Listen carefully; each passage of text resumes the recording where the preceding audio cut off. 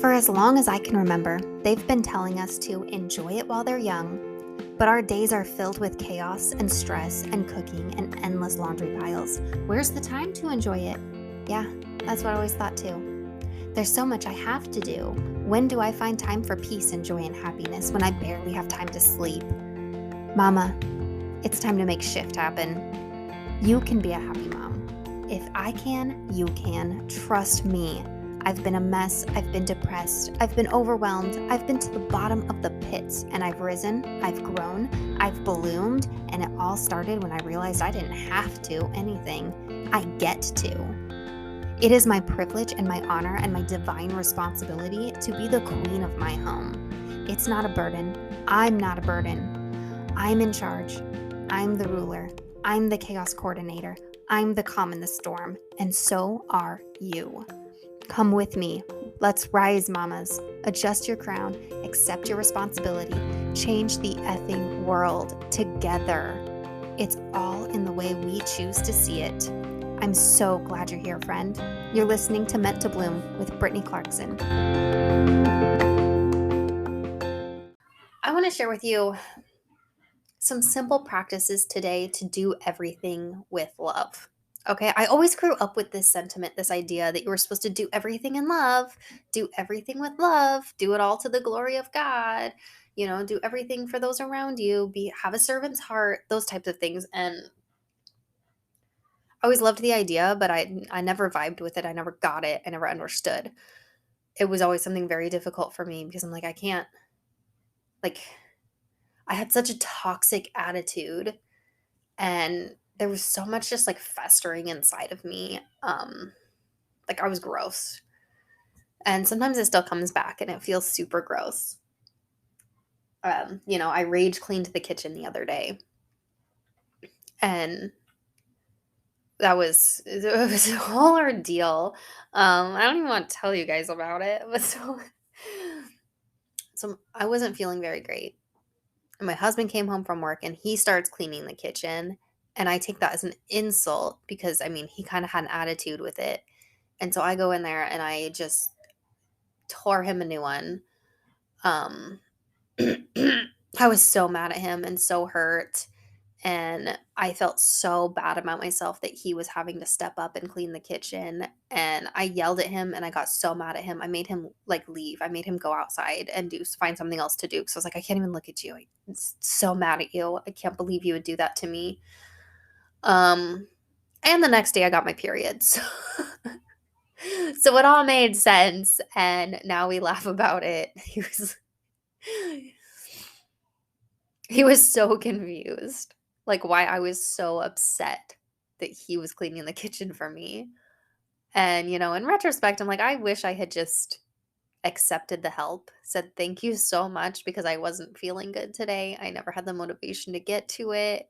Thanks for helping out extra around the house and doing things that we previously decided were my job. Because, I never expect him to feel bad when I bring the trash can back to the house. That's one of his jobs. And it's like, he never feels bad that I brought it down. He always feels grateful. And he's like, thank you so much for doing that. And instead, whenever he tries to help me with my stuff, I get all defensive and angry. And it's like, chill. It's okay. People can help. Accept the help. It doesn't mean that, you failed. It doesn't mean that you're unworthy.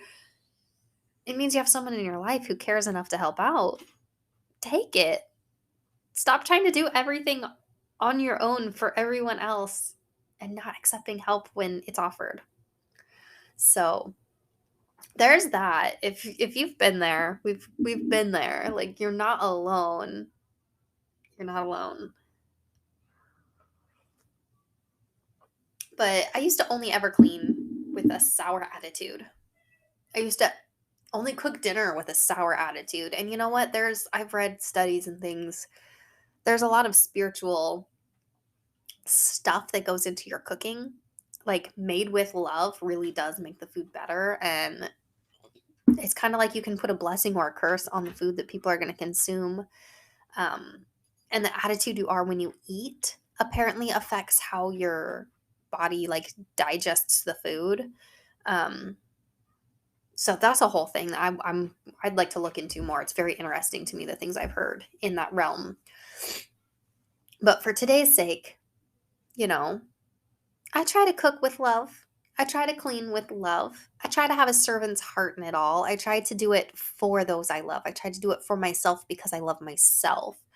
Um, not rage cleaning because I'm angry that someone else is going to get to it before me and make me feel bad for not doing it. I'm so over that whole lifestyle, and that's how it used to always be for me.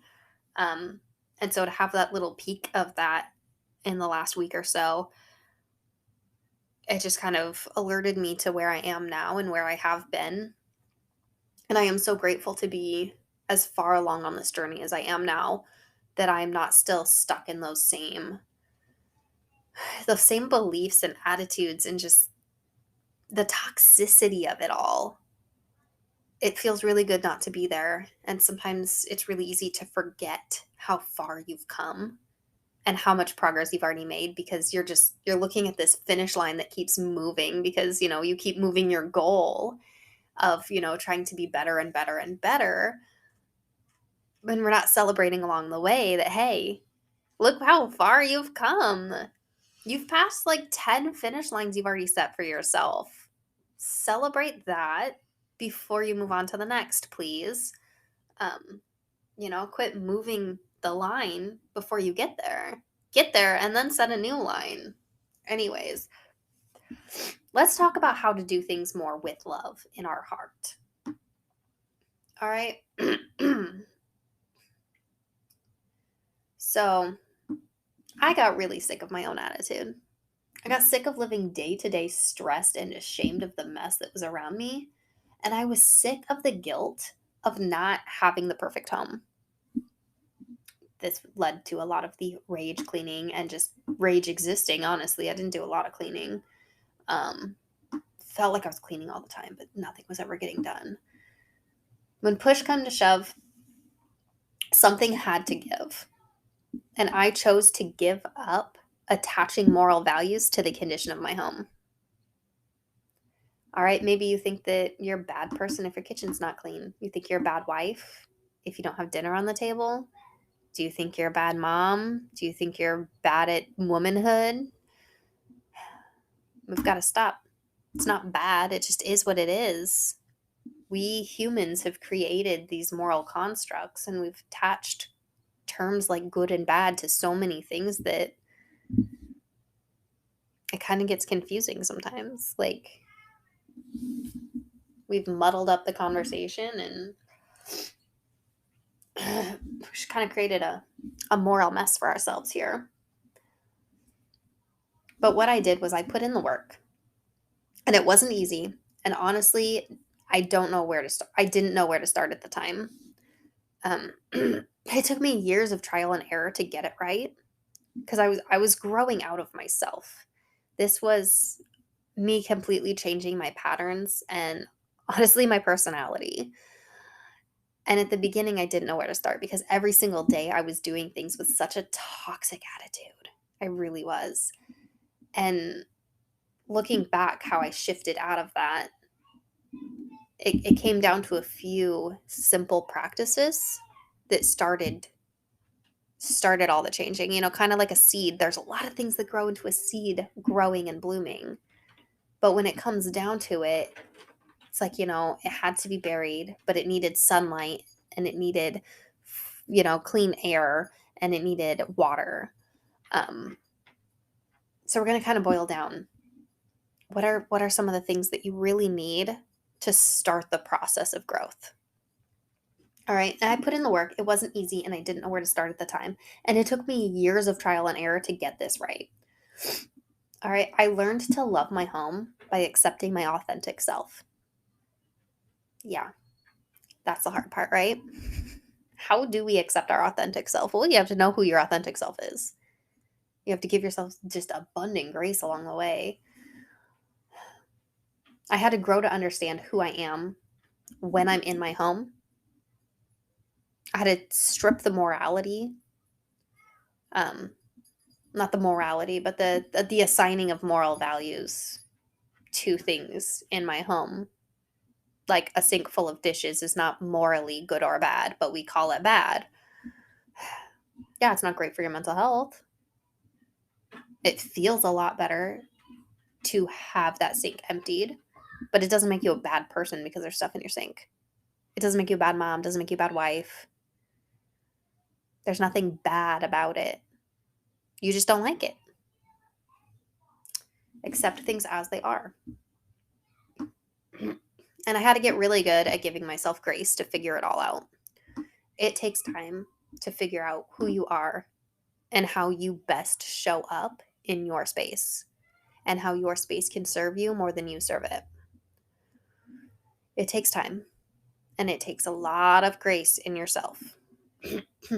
But I chose to prioritize my relationships, my mental health, and my personal growth over my home. And honestly, letting go of the guilt in doing so was the hardest part of it all. Yeah, I assigned a lot of moral value to my home being clean. So much so that for a long time, I wasn't pouring into my relationships. I was not helping my own mental health, and I was stunted in personal growth. And when I finally put my home on the back burner and was like, my home can look like it does. My home, it's okay.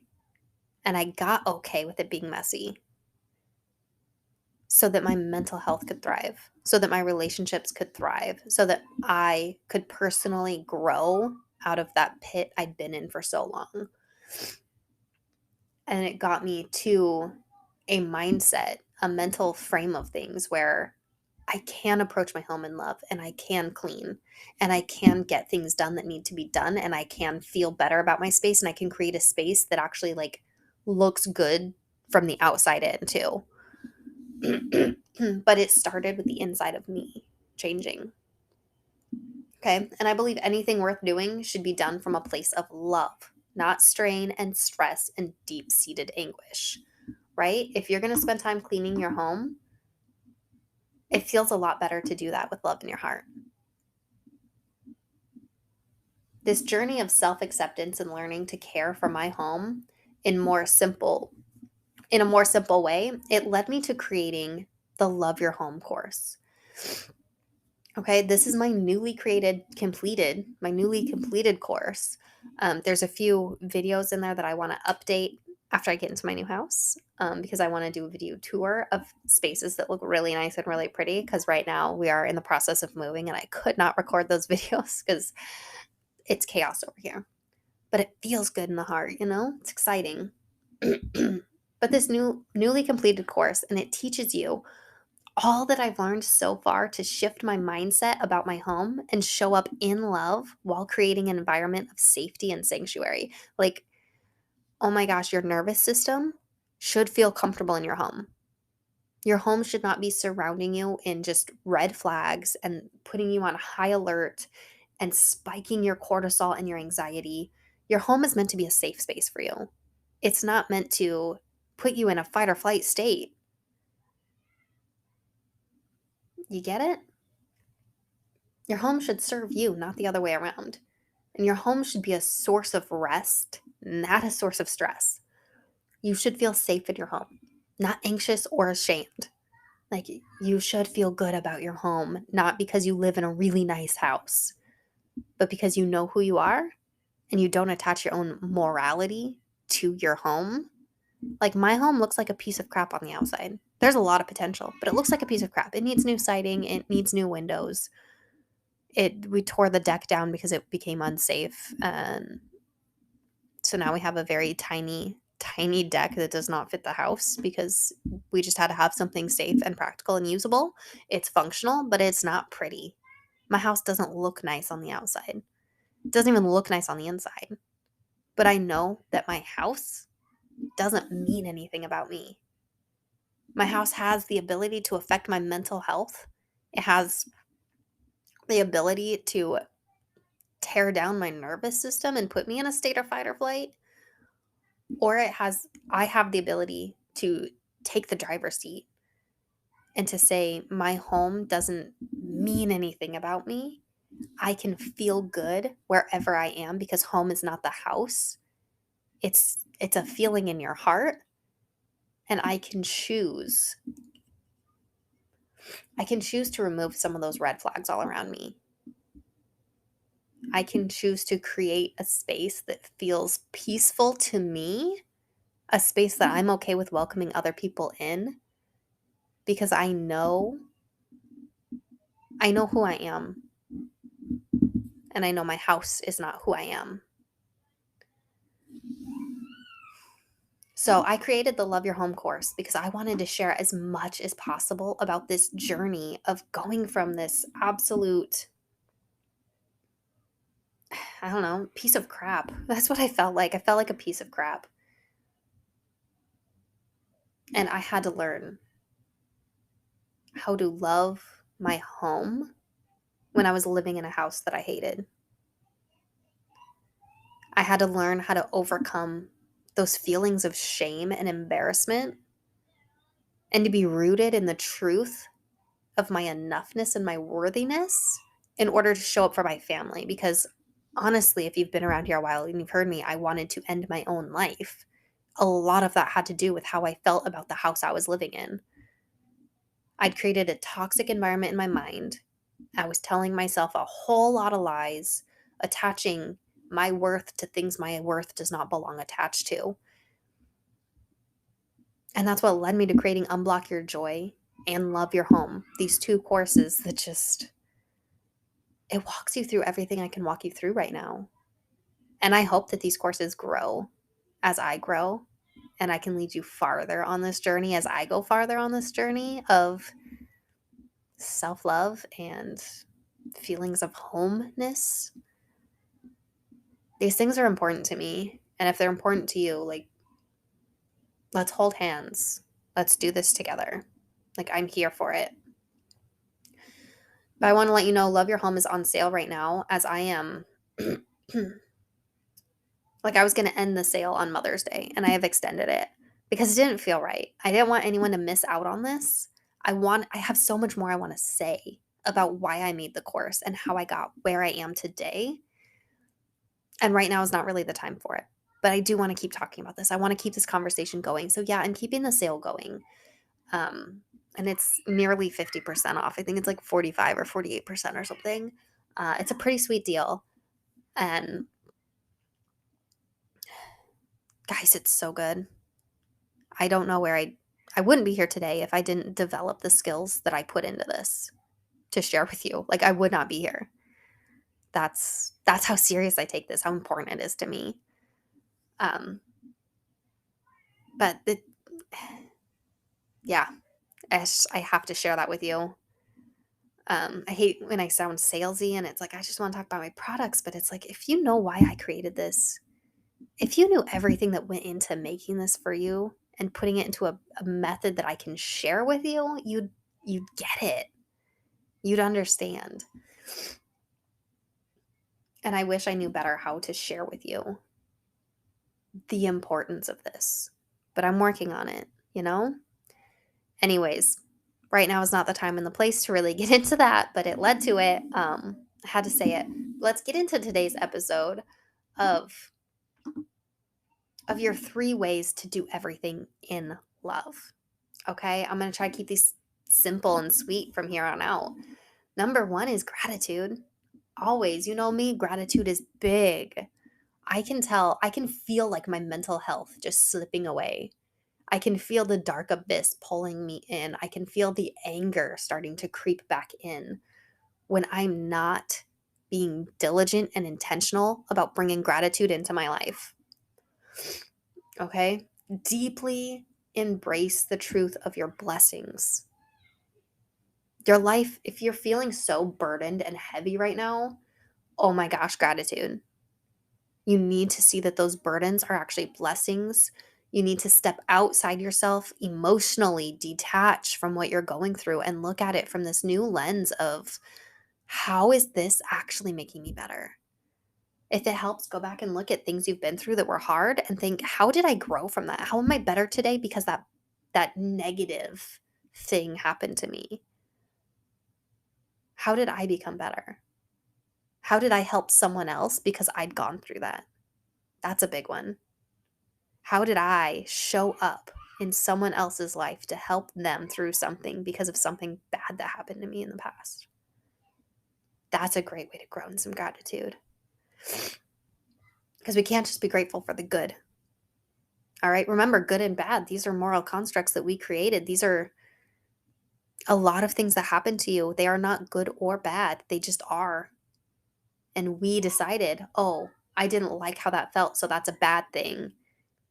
Even though not liking how that felt actually, opened a door for maybe some of the best, most exciting, most joyful moments of your life. You ever go through a really bad breakup with someone and you're like, that's the worst thing that ever happened to me. And we label it as bad because you broke up and it hurt your feelings. And then 2 months later, you meet the love of your life. You wouldn't have been open and available to meeting them if you were still in that toxic relationship that left you. Like, at some point in your life, that breakup felt like the worst thing in the world. But flash forward and you're with the love of your life. You're married for 10 years. You've got 3 beautiful children. That breakup was the best thing to ever happen to you now, isn't it? Because it got you where you are now. Every single thing that's bad to us, beauty can come from it. Good things can come from it. Maybe not directly, but it opens a door for a new reality full of so many beautiful, wonderful things that you wouldn't have had if you were still stuck in that cycle that felt comfortable, even though it was absolutely torturous. All right. But this is the tip, the gratitude. It's what changed my life the most. This is what took me from being an absolute jerk. Like, oh my gosh, I had nothing but negative things to say. I was a pessimist. I was always like, I was optimistic about my future. Things will get better. But I was so pessimistic about my present. I thought everything currently sucked. And oh my gosh, that sucked the life out of me and it made me want to end my own life. Because I let this spiral and get out of control so many times on such a regular basis. And it made me feel really bad about myself. And it made me create these beliefs in myself because my thoughts were toxic. I was a bully to my own self. Absolutely. And gratitude helped me to shift my perspective and choose to see blessings rather than burdens. And here's how you can practice gratitude that works. Like, if you want gratitude to really shape your future and to change your life moving forward from here on out, it's not wake up and think about gratitude first thing in the morning, because you know what? That doesn't work for people like me. It probably doesn't work for you if you're vibing with me a lot. Trying to wake up and practice gratitude in the morning always made me feel worse because, I'd sleep in. I'd start my morning just like always because it's such a habit. I'm not thinking clearly. And, I'd get to afternoon and realize, oh, I didn't practice gratitude today. Now I feel bad about myself because I failed to change everything in my life. Yeah. So if that's you too, this is a better way to practice gratitude into your life. Okay. And I'm not against, waking up and being grateful immediately. That is a really great thing to do. But if gratitude is not your go-to yet, it's probably going to be really hard to create a morning routine of being grateful first thing in the morning. Okay? So try this one instead. All right? What I want you to do right now, anytime you feel angry or you feel just really gross and toxic inside, like when you catch yourself being pessimistic or negative, that's when I want you to do this, like anytime, multiple times a day. All right, grab a notebook or your journal and a pen, and I want you to think of what is frustrating you the most right now. What has you feeling so negative and toxic right now? Practice gratitude for that. The thing in your life that is like haunting you the most at this moment, practice gratitude for that. Find as many positive things out of that as possible. All right. And I mean, I'll be honest, the thing that frustrates me the most in my life is usually a person who's very close to me and I love dearly. Sometimes it's a household appliance. Sometimes it's a situation I'm in. Sometimes what's frustrating me is really something I'm just very anxious about and stressed about. Like I had to take my kid on a school field trip that I was really excited about. And then when it was really happening, I got really nervous and really like terrified to be responsible for other people's kids and like scared of meeting other moms and being judged by them. They weren't judging me. We're all there to keep track of three kindergartners each. It wasn't None of us had time to judge each other. We weren't there for that. But leading into it, I was so scared that that might happen. Um, so maybe what's got you feeling negative or stressed is something exciting that you should be looking forward to, but you're actually really nervous and scared about. Um, or maybe it's a person in your life that you do love dearly, but oh my gosh, they're getting under your skin every day of your life. Close proximity will do that. If your biggest frustration in your life right now is your husband or your kids, like, don't worry. We've all been there. I have practiced. I've done this mostly for my kids above all else. My kids are the reason I practice gratitude. They are the reason I need it so many days. Oh my goodness. Okay. So take the thing or the person, whatever it is that's frustrating you the most, and sit with that and journal on it and find all the positive things you can. Practice gratitude for this. Find out why this is a good thing in your life. And, if it's your kids or your husband or something that you should be looking forward to, it should be easy to find, positive things to say about it. And you might not be feeling positive as you're writing it, but write it all out. Write down everything that you can possibly be grateful for. This is a practice I started a couple years ago when my now 3-year-old was only 1. All right. My kids were frustrating me all the time, and I hated that I was like growing resentful for them. I hated that I didn't love being around them because as soon as I left the room, oh my gosh, I'm in love with them again. But I walk in the room and they are just absolute chaos and I couldn't handle it. It was so stressful. It did not feel good. I didn't like it.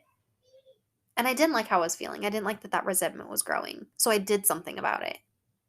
And when my kids were driving me nuts, if everyone was safe, I left the room. I went outside. I would go stand barefoot in the grass. I would breathe the fresh air. And then I would just think about how grateful I am for them. If I had pen and paper with me, if I had time to grab that on my way out, I would list every single thing I love about them. The way they look when they're sleeping, the look in their eyes, the way they hug, how they hold my hand, how, yeah, they can be absolute little brats. Absolutely. But my kids, there's one thing that I'm so proud of them for. Like, yeah, on a daily basis, it's a WWE match around here. 3 small boys. But there's one thing that somehow I got right, and I am so proud of them for it, is that, the other I'll catch any of, well, no, not any of them. The youngest doesn't do this, but the older two. All right. The older two, if they go to steal a snack or get into the candy bag or they steal cookies from Grammy's house, they'll take 3 and they will share with their brothers. They're always looking out for each other to share snacks. The youngest, not so much. He will steal snacks from anyone else. He's at that phase where just everything is his. If there's food up for grabs, he is grabbing it. But I think about things like that, the little things, and I just let myself think about all the good. And now I just took myself from this state of stress into this just state of love. And I did that so many times in a row. I made that my new pattern so that every time my kids were stressing me out, I was filled with love for them because I'd done this repeatedly and I'd grown into a habit and it became a second nature reflex. It took about 3 weeks, I think. And then my youngest, who was 1 at the time, broke the coffee carafe. And that was something that could have broken me. Coffee is important to me. Having to clean up broken glass on the floor sucks. Okay? My kid climbing up on a counter he doesn't belong on and breaking my coffee craft, that could have made me snap. But I'd been practicing. I'd been rerouting how my brain reacts. And so I walk in and I see this incredibly stressful moment. And what I did then sold me on this gratitude. This is what concreted in the fact that I think this method is just the best thing ever, because I grabbed that kid and I hugged him and I felt love for him. I kissed him. I told him how much I loved him. I set him in the living room and I went and I started sweeping up the glass with a dustpan. And it was in that moment that I was absolutely overcome with this feeling of love for him. I could have lost it. An old version of me would have absolutely lost it. I would have been yelling and crying and so angry that he wasn't where he was supposed to be, that he made a mess that I needed to clean up, that I wasn't going to have coffee the next morning. I could have been such a toxic person in that moment. And I wasn't, because I had retrained my brain to have a different response to the stress. I had taken stress and turned it into an opportunity for gratitude and growth. And that moment on, that changed me. That made gratitude just an integral part of my life. So if you hear me talking about gratitude, like, that moment is why I know it is so important to practice gratitude for the things that are really important to you, the things that really matter. Practice gratitude. Seriously, okay?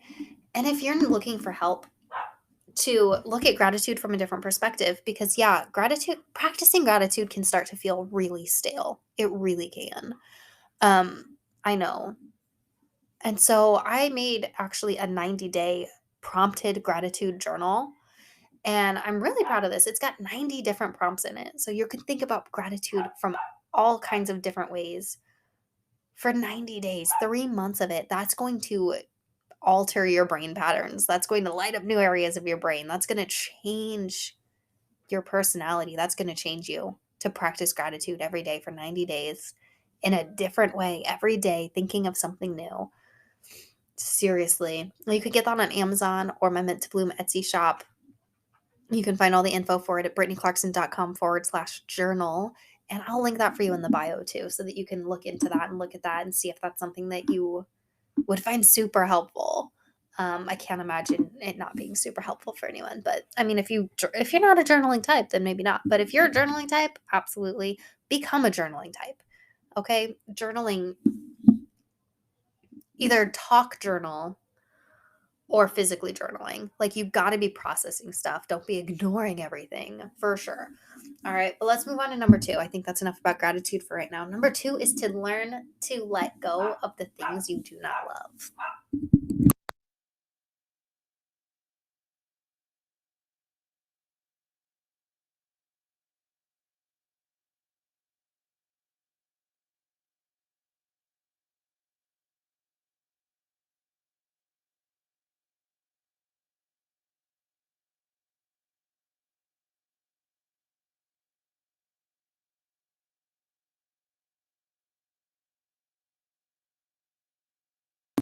It seems so simple to just stop doing the things you don't love, and yet it's one of our biggest hurdles. It's one of the hardest things for us to do, right? To stop doing things, especially when other people are involved, to even decide that it's something you don't want to do anymore. It can be really tough, but we have to set boundaries. Okay, we really do have to set boundaries for yourself, for other people. Imagine if you don't understand why this is such a big deal, what this is doing to you. All right. Imagine you wake up in the morning and, they say to do the worst thing first. Okay. And here's why. Because if you wake up in the morning and today is the day I have to change the cat litter box, and changing the cat litter box is literally the last thing you want to do. If that is just The worst thing in your life to change the cat litter box. The reason you should do it first is because if you don't, you're going to spend all day with that pending task instead of just doing it and getting it done or delegating it, passing it on to someone else, finding a way to not be the person who does it anymore. But if you're constantly have something coming up around the corner that you do not look forward to, what kind of a way is that to live? Can you enjoy this present right now moment knowing that that nasty thing you don't want to do is right around the corner? It's kind of like when you're trying to enjoy time with your kids, but you have a sink full of dishes. They say the house can wait, the kids can't. But what are you doing in that moment? How do you feel? Are you present with your kids? Or are you thinking about that other thing that you need to do? Which is it?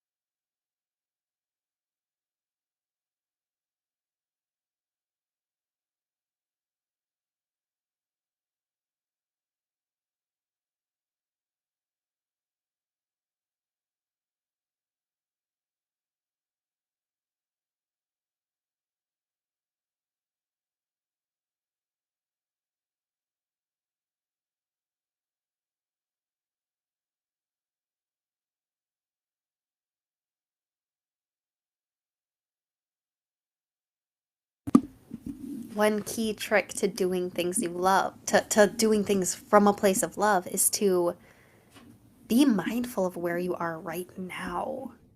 If you're constantly looking forward towards anxiety and pain and suffering and things you hate and do not like and don't want to do, it's really hard to enjoy what's actually happening in your life right now. Okay? We're not supposed to be looking at the past. We're not supposed to be stressing about the future. We're supposed to be living now because now is all that truly actually exists. I mean, that future is going to become the now. You don't hurt twice because you're stressing about it coming and then you have to live through it. This is one reason why it is so important to draw boundaries and to not do the things you don't enjoy doing. Okay?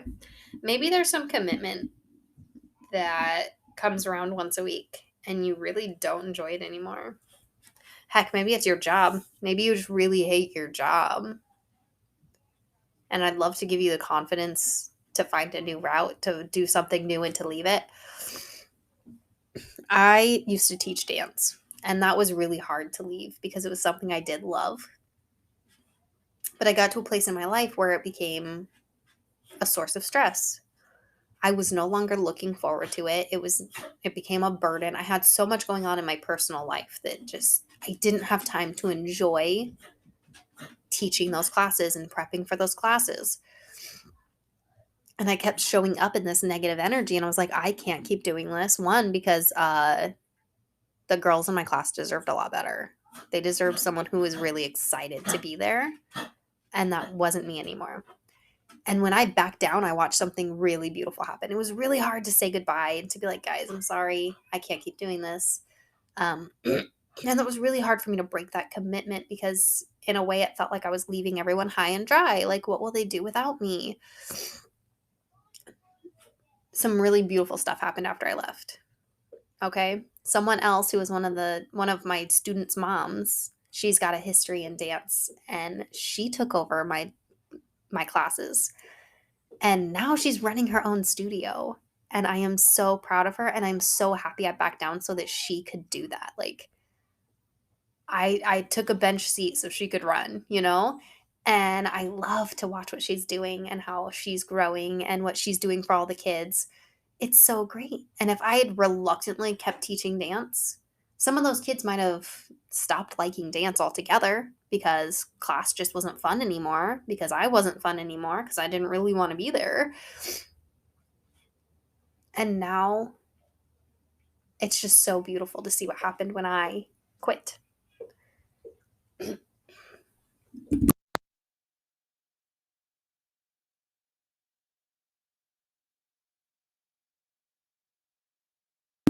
Life is too short to spend your whole day not looking forward to the things that are coming next. It's too short to be stressing out about what you have to do later. All right. So, I mean, goodness, to do things in love, to show up in love all day long. Maybe there is something that just sucks, like changing the litter box that you just got to do quick. It helps if you love your cat. Um, But get that done quick or delegate it, find someone else who can do it, find a new solution, find a way to make it more fun, find a way to just get it done so that you can get it out of the way and start living life now. See the beauty in the now, feel the love in the now. That's really hard to do when you're stressed about what you have to do later, right? Sometimes we just got to get it done. All right. So give some thought to how you're spending your time and decide on just one thing that you're going to let go of. And now, whether that is some kind of a commitment or a chore that you really truly hate doing, or something that you're convinced that you like, but it's kind of always spiking your anxiety and wasting your time. And it could be something like a commitment, it could be something like scrolling social media mindlessly. Maybe that's what you need to give up because you keep spending your time doing it thinking this is relaxing, only to find out that it's actually really stressing you out. So choose to let go of something that you do not love. Number 3, do more of what you do love. Find something fun and do it every day. All right. I am really tired of people saying like that they lose themselves in motherhood. Because they're like, oh, I don't know what to do that's fun anymore. I don't have free time. I'm a mom. I I've lost myself in motherhood. I don't know who I am anymore now that I'm a mom. Let me be clear, I don't believe in that. I don't believe you're losing yourself in motherhood. I believe your motherhood is hurting because you have forgotten yourself. All right? Now let me explain to you. Motherhood is the relationship with your children. Marriage is the relationship with your spouse, your husband. Okay? You also have a relationship with yourself, and you are a part of those relationships. You cannot lose yourself in motherhood, which is a relationship, without having just lost yourself, right? Because in order to be in motherhood fully engaged, you have to know who you are because you're a part of that. What you're losing yourself to, you're forgetting yourself when it comes to every day. You're allowing every day to become a to-do list, a checklist. You're preoccupied with keeping up with the Joneses or, doing it for the gram, right? Instead of living your life for you and through you, you're just concerned with what's on the outside, with getting enough done to earn your worth, with showing up so that other people can see you, with making your home presentable so it's okay to invite people in to this fake world you've created that isn't really you authentically, right? You're losing yourself, and that's why you forget what's fun for you. That's why you forget about yourself, and that's why we have to remind moms to practice self-care. Because when you become a mom, your life, I don't know. I don't know. I don't want to unpack all that right now. So as an adult, you have a lot of things you have to do. And it's really easy to lose yourself in your adulthood, especially once you have like children who rely on you. And then you're also having to do all your adult things. And then you forget about yourself, that like you're a part of this equation. That's where you're losing yourself. So try to make things more fun. Do things that are more fun. Get outside, go for a hike, go take a pedicure day or something. Go through the coffee shop drive-through when your kids are napping in the car and get yourself an iced coffee and a treat. Treat yourself. Do something that's fun, something that spikes your dopamine. One thing we really like to do around here when we don't feel like doing fun things is watch a movie. And we make these snack bowls where I take a big popcorn bowl and I put all the popcorn in it, and then I start throwing in all kinds of other snacks like chocolates and cheeses and candies and marshmallows. My kids absolutely love it. And we lay all the blankets and pillows out on the floor and we just cuddle together and watch Disney. It's so much fun. And just for a little while, we forget about everything else that might need to get done and just getting into that moment. Make life fun. Okay? These are the ways to do more things in love. It is an attitude adjustment. It's not a checklist. All right? These are 3 things you should be doing every single day.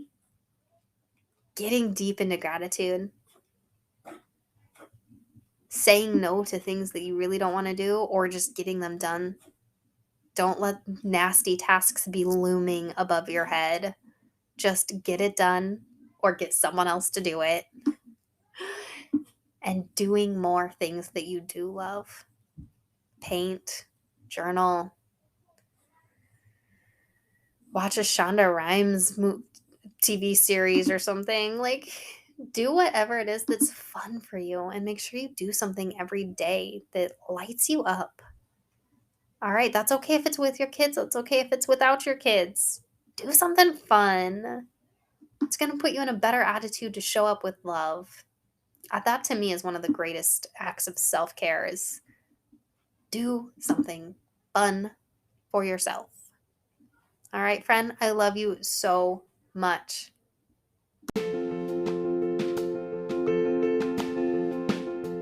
Thank you so much for joining me today for this episode of Meant to Bloom. It really does mean the world to me.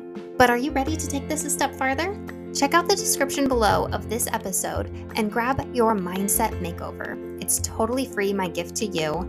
Then hop on Instagram and let me know what you thought of this episode. Tag me at Britt Clarkson, that's BritClarkson. If any part of this resonated with you, please let me know by tagging me or leave a review and share on social media so other mamas can find this too. If it helped you, it's going to help someone else. You're part of a movement now. Let's go.